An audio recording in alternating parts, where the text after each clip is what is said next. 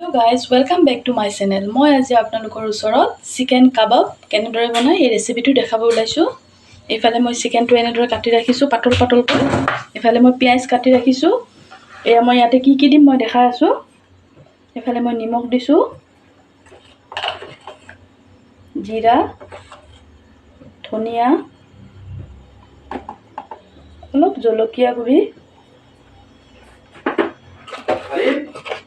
Black paper অলপ দি দিছো।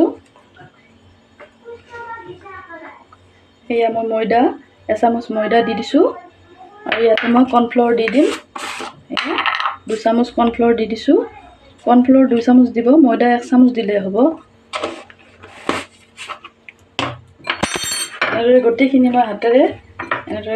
মই হাতেৰে মেৰিনেট কৰি লম। এয়া মই ইয়াত আদাৰ পেষ্ট 1 চামুচ, নহৰুৰ পেষ্ট 1 চামুচ ইয়াৰ ওপৰত দিলোঁ। গোটেইখিনি আকৌ মই ধুনীয়াকৈ এনেদৰে সানি ল'লোঁ। ওপৰত মই অকণমান চয়া চচ দি দিলোঁ।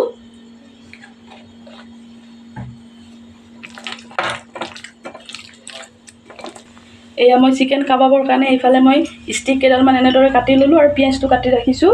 এইফালে মই কেৰাহীটো বহাই দিছোঁ তেলটো গৰম হ'বলৈ। ইয়াত মই ৰিফাইন দিছোঁ। কাবাবটো এনেদৰে সোমাব।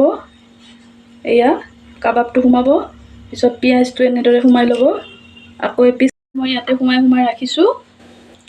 এনেদৰে প্ৰথমতে কাবাব এপিচ সোমাই ল'ব, পিছত এনেদৰে পিঁয়াজটো সোমাই ল'ব, আকৌ এপিচ কাবাব, আকৌ পিঁয়াজ এনেদৰে সোমাই ল'ব ধুনীয়াকৈ। সোমাই ল'ব।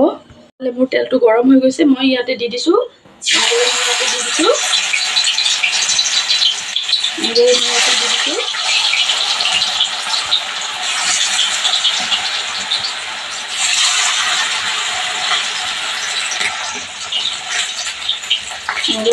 অকণমান ৰঙা হ'বলৈ দিম।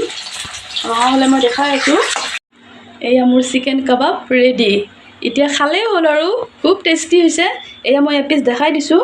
এনেদৰে ইয়াৰ পৰা মই উলিয়াই এনেদৰে লৈ এয়া ভিতৰতো ধুনীয়া হৈছে। ইয়াতে মই চচ লগাই কেনে অকণমান খাই চাওঁ কেনেকুৱা হৈছে।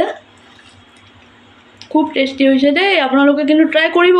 মোক লাইক, কমেণ্ট, শ্বেয়াৰ আৰু ছাবস্ক্ৰাইবো কৰিব।